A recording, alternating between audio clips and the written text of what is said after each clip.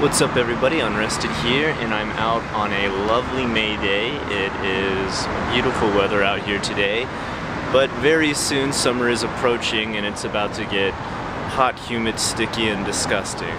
Probably the worst season for me in Japan is summer, and I don't look forward to it. It's the one season that it's really not good to have tattoos because you're going to be wearing long sleeves to work every day. But people always send me that question, Scott, you have a lot of tattoos. What do you do when you go to work? I wear long sleeves. Is that so hard to imagine? I mean, you know, I'm sorry if I sound mean on answering that question in that manner, but I always just assumed everybody thought he must wear long sleeves to work, right? Am I crazy? Comment below and let me know what you think. Anyway, the question for today that I'm going to answer that actually I've been asked quite a bit but I've never ever made a video about is, Scott, why did you choose Osaka over Tokyo? Because let's be honest, most of our J-vloggers out there are actually from, you know, Tokyo, right? Am I incorrect in saying that? I think that the biggest amount actually come from Tokyo.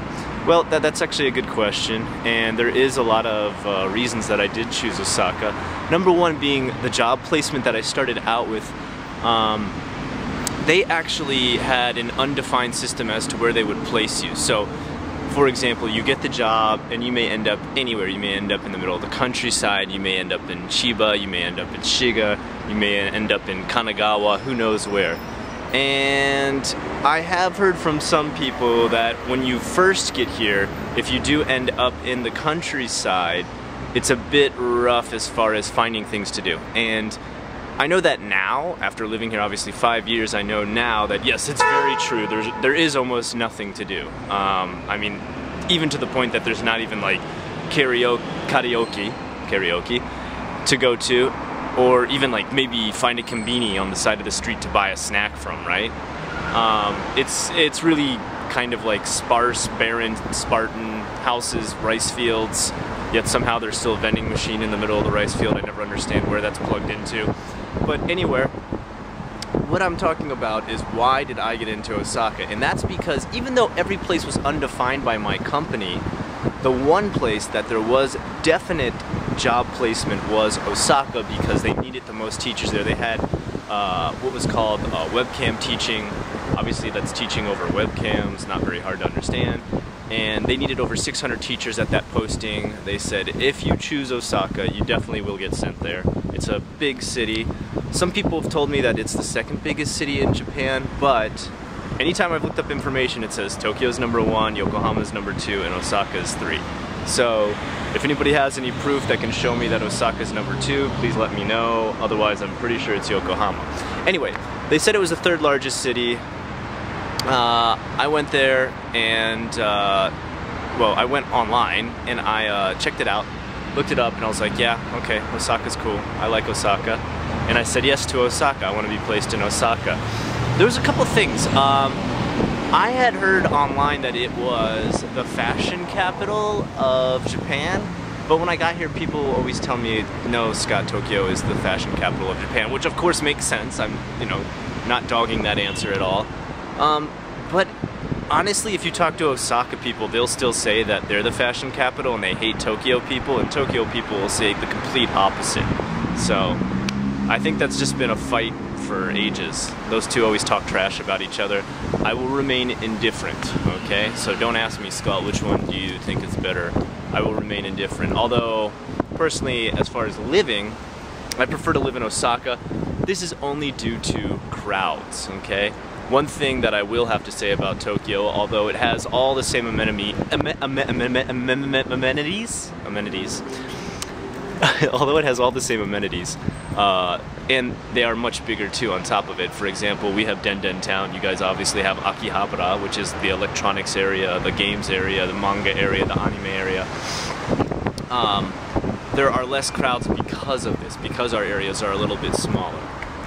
And we're just, you know, like I said, the third biggest city. We're not the first, you know. So also that brings down prices a little bit too. So you still have kind of a big city feel with lower prices as far as cost of living, rent, even buying food, small stuff like that, eating at a restaurant, things like that. So that was another thing that sold me on Osaka, that it was a little bit cheaper. On top of that, Osaka's got a great history as far as merchants. And you're probably like, merchants? Like, what does that mean? You know, as in merchandising and merchants and people who sell stuff.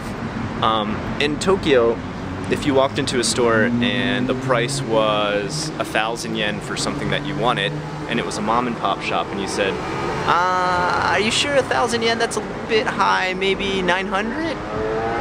They'd say, yeah, no, I don't think so, it's 1,000.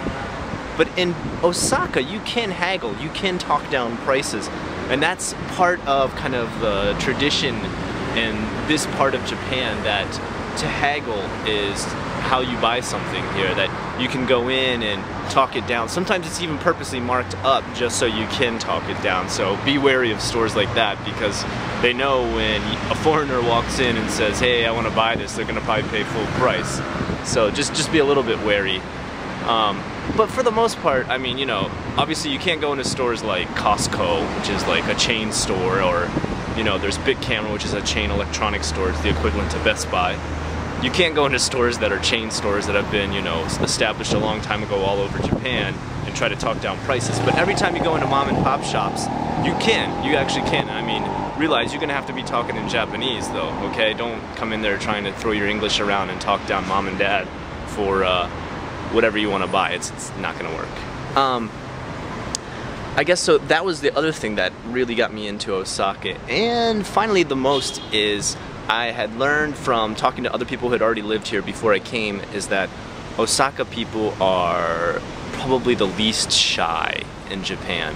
Of all the different prefectures, the Kansai area's got a lot of yappy people with the gift for gab, they say. And people will just talk to you on the train sometimes. I mean, you could just be totally minding your own business, sitting there. I've had definitely, and this is something Osaka's notorious for, old ladies talk to me a bunch about just anything. A great price they got on a t-shirt. I'm really tall, aren't I? Or, wow, is that your natural hair color? Just different stuff like that. It's a bit strange, but that's, you know, they love their casual conversation. More power to them for that. And, you know, it was kind of nice to be able to actually talk to some of the people when I got here, instead of being, you know, getting the cold shoulder everywhere I went. Which is, now, Tokyo people, please correct me if I'm wrong on this, but I have heard in Tokyo you get the cold shoulder a lot. For example, Osaka people have a saying that they've told me before, that if you ask for directions in Osaka, you get directions. If you ask for directions in Tokyo, you get a person who turns away and runs. So, that's, again, and that's a fight between Tokyo and Osaka people. I don't want to get into that, I don't want to take sides, I'll be indifferent to both. But anyway, those are a few of the things that made me choose Osaka. As for you, when you're choosing to live in Japan, I highly suggest that you research the heck out of it. There is tons out there at this point. You know, back when I started this 5 years ago, there was very little information. There was only, you know, the big two YouTubers, Hiko Simon and Victor. But now, I mean, there's so many out there, and they're teaching you so much about all the different parts. I mean, you can go into YouTube, type in a different part of Japan, and almost always I've found a YouTube vlogger on it. As far as prefectures, I'm not saying every tiny little town has one.